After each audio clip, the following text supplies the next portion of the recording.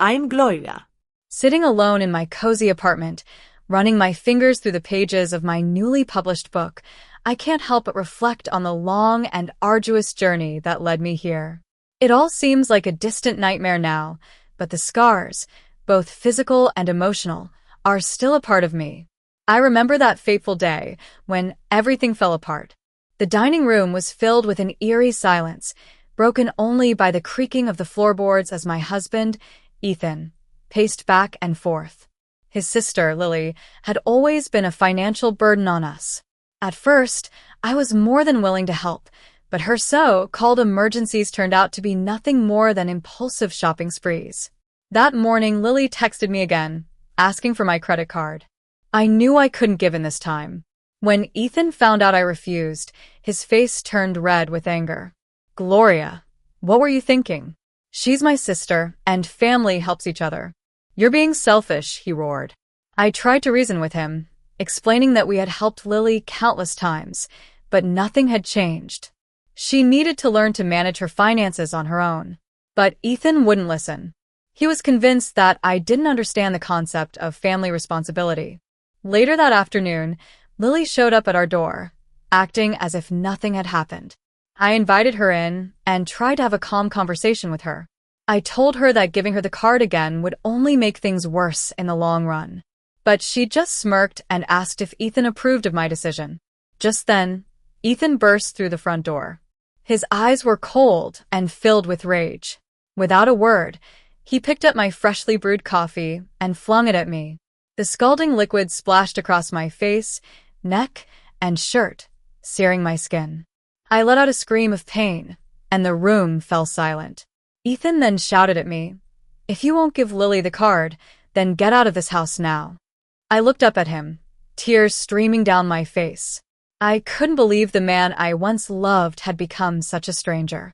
After that incident, I knew I couldn't stay in that toxic relationship any longer. I reached out to my best friend from college, Ava.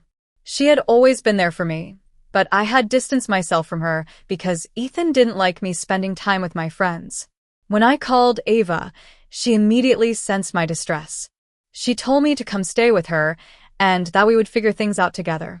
With her support, I found the courage to leave the house that once felt like home. A few days later, I met with an attorney, Ms. Harper. She was a kind-hearted and experienced woman who promised to help me through the divorce process. She listened to my story with empathy and assured me that I was not alone. With Ms. Harper's help, I filed for divorce. Ethan and his sister, Lily, were furious. They tried to intimidate me, but I stood my ground. Ms.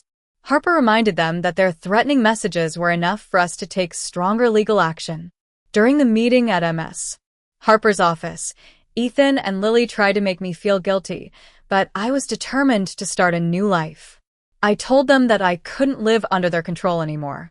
Finally, Ethan said, "Fine, if this is what you want, go ahead.